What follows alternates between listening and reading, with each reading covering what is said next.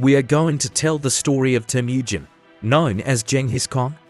The story is divided into 2 episodes. The first part of episode 1 narrates Temujin's early life experiences, his rise to become the leader of the Kiet tribe, and his quest for vengeance for his father. The second part of episode 1 talks about Temujin's conflicts with Jamukha and Wang Khan until he is crowned as Genghis Khan. The first part of episode 2 describes Genghis Khan's strategy of feigning weakness before launching powerful attacks, his conquest of Western Jia, and the destruction of the Jin dynasty. The second part of episode 2 narrates Genghis Khan's conquest of the Western Liao, the annihilation of the Khwarezm, his first expedition to the west, and the stories of his later years. Next, we will discuss the first half of part 1, which covers Temujin's early life, his rise to be the chief of the Kiet clan, and his quest for revenge for his father. Stay tuned for the exciting content ahead.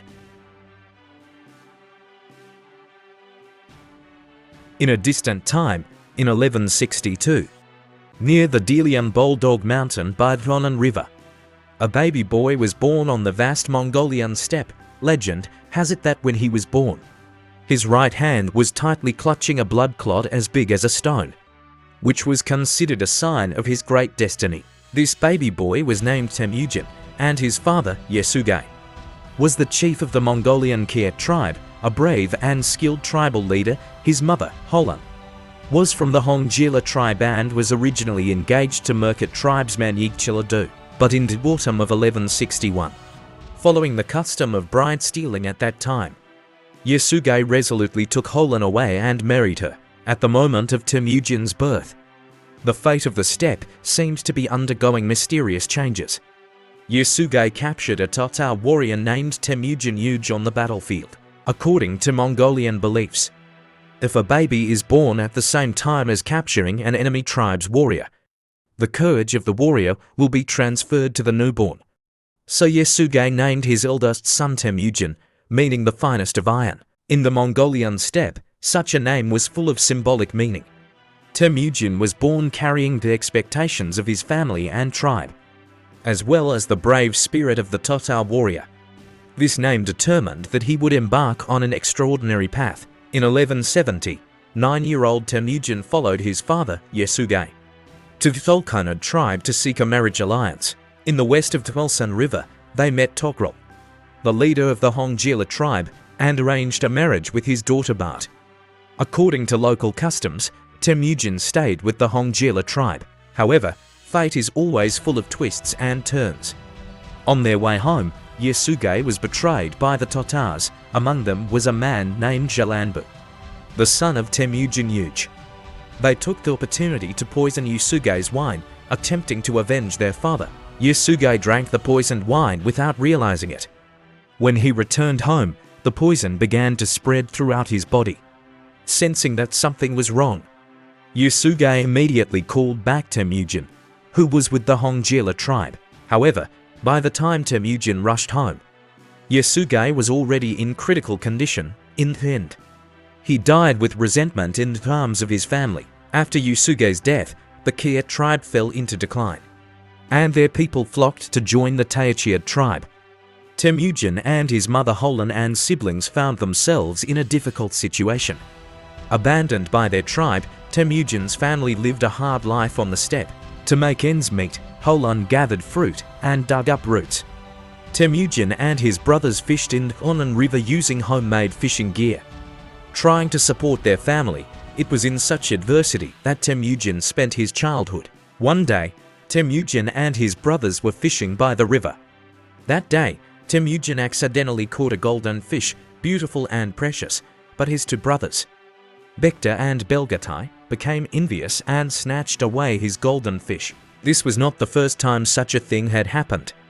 Temujin had previously caught a skylark, which was also taken away by Bekta. This incident was unbearable for Temujin, and his anger could not be quelled. Glaring at Bekta, he could not calm the rage in his heart. In a moment of impulse, Temujin and his brother Kasar agreed to see who could kill Bekta with an arrow in the end. They shot Bekta dead. This cruel act immediately aroused the anger of Temujin's mother, Holan, she severely scolded Temujin, citing ancient sayings and proverbs to make him understand how shameful his actions were. Holan's teachings had a significant impact on Temujin's life and career. On a snowy night, the few horses belonging to Temujin's family were stolen by a group of bandits. Faced with this sudden disaster, Temujin bravely fought the bandits, however, in the fierce battle. Temujin was unfortunately shot in the throat by the bandits, leaving him in a critical condition. Just at the critical moment, a courageous young man named Borzu stepped forward, drew his sharp weapon, and bravely confronted the bandits after a thrilling battle. Borzu finally drove away the bandits, reclaimed the lost horses, and saved Temujin from the brink of death. Gratefully, Temujin looked at the young man who had come to his aid and secretly vowed in his heart that he would repay him for his life-saving grace. Borzu's brave actions also established a bond of brotherhood between him and Temujin, making him a reliable assistant on the battlefield in the future. Time flew by, but Tarakotkoi of the Taychid tribe was always on edge, worrying that Temujin and his brothers were growing stronger and would seek revenge on their family once they grew up. Therefore, he seized the opportunity to launch a surprise attack, attempting to execute the captured Temujin. At the crucial moment, Temujin, with his wit, escaped into the Tirgute mountains. Unfortunately, he was still captured by the enemy, however. In the most critical moment, he concentrated his strength and took advantage of an opportunity to escape successfully. With the help of his father's former subordinates, Sorkan Shira, and his children, Shenbai Chilaon and Hadon, Temujin finally escaped the disaster. As the eldest son of the family, he took on the responsibility of protecting his mother and siblings. Temujin led them through mountains and rivers, arriving at the Norhochi Mountains to avoid the relentless pursuit of the Taychid. In the following years, they lived a life of displacement, enduring great pain and torment. After escaping, Temujin realized that in order to fight against the oppression of the Taychid, he must seek the protection of a more powerful force. Thus, he turned to his father's sworn brother, Wang Kon, the leader of the Karat tribe, offering him the most precious, black sable fur from his wife's dowry as a token of loyalty. Since then, Temujin began to gather strength, collect old followers, and move to the Nuajixi area upstream of the Caroline River. However, when Temujin married Bart, the leader of the Merkit tribe, Togrul, seeking revenge for his brother Chiladu's fiancée Holan, who had been taken by Temujin's father Yasuge years ago, suddenly attacked Temujin's camp. In the chaos, Temujin and his brothers Belgatai, Borzu, and Jelm fled to the Kenti Mountains with Holan. Bart and other family members failed to evade in time and were captured. In a desperate situation, Temujin sought the fate of Wang Kon and Jamuka, a noble of the Jadaran Mongol tribe, and organized a surprise attack. They successfully ambushed the Merkit tribe in the Norwuji River Valley, achieving a resounding victory. Temujin not only rescued his family, but also captured a large number of enemy possessions and slaves, laying the foundation for the revival of his clan. After the war, Temujin and Jamuka returned to the land of Huahuanahaijinua, where they reaffirmed their bond as sworn brothers and lived together for over a year. However, as Temujin's strength gradually increased, he eventually decided to part ways with Jamuka and establish his own camp independently.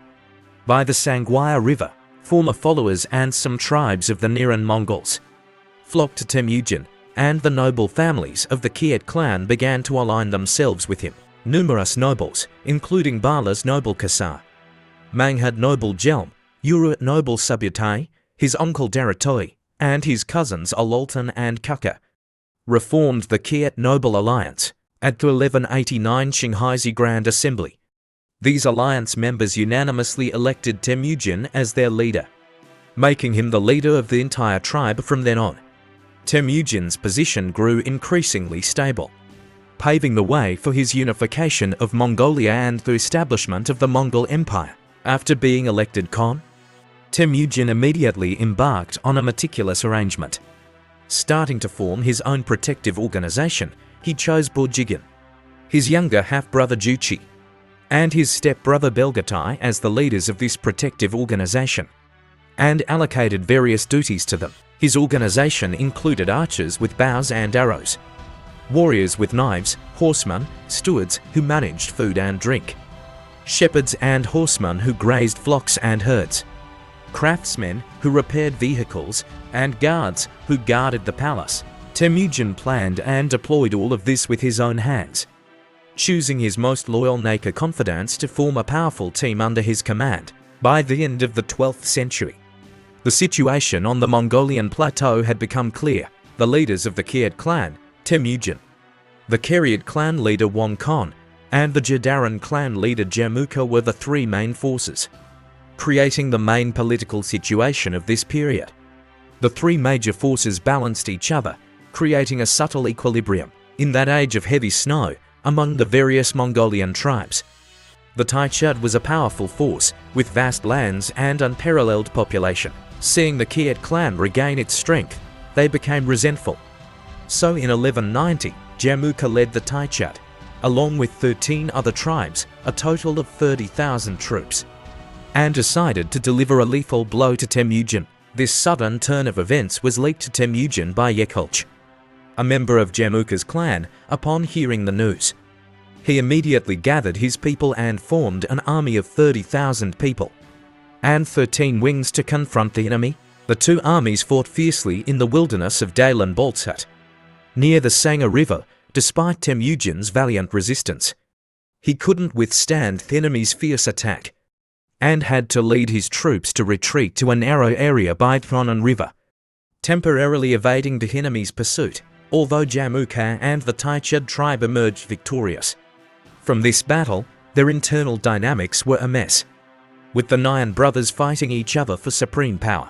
They mercilessly massacred a large number of prisoners, an act that sparked strong dissatisfaction among their subordinates. On the other hand, Temujin made every effort to win people's hearts. He treated his tribe members well, giving them a sense of warmth and trust. As a result, tribes such as the Nerlan Mongols, led by Jaliet, Wulu, and Mangwu, all left the Taichud and instead pledged allegiance to Temujin. His strength quickly recovered, and the morale of his troops soared once again. In the cold wind of 1196, the Tatar tribe betrayed the Jin dynasty, and the Jin Chancellor Wanyan Xiong launched a thunderous attack that crushed them and forced them to flee to the Wukan River. Upon learning of this, Temujin immediately reported the incident to Togrul Khan. Togrul Khan then led the Kayet army and Temujin, under the banner of avenging his ancestors, summoned the Mongolian tribal army to assist in the battle. They advanced to the Throlls River, broke through the Tatar tribe's fortress, captured their leader, and seized their carts, horses, and food. For their contributions in quelling the rebellion, Wanyan Xiong awarded Togrul Khan and Temujin with the title of king, and the official title of Jawudihu.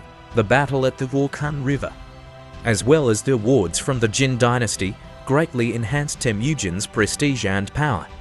From then on, he could command the nobles and govern the tribes as a tribal chief appointed by the Jin dynasty. After returning from the campaign, Temujin exposed the conspiracy of the senior nobles of the Kayet tribe, the Chija Kayet tribe. They broke their oath, refusing to send troops to avenge their ancestors, and instead took the opportunity to raid Temujin's old camp. Using this as an excuse, Temujin annihilated them and took over their tribes, thereby eliminating the most eligible contender for power within the alliance. His power was unmatched. In the next video, we will share the second part of the first episode, which covers the story of Temujin Genghis Khan from his struggles with Jamuka and Wang Khan to his coronation as Genghis Khan. Please stay tuned for the story in the next episode. If you like this story, please help us by subscribing and sharing. Thank you.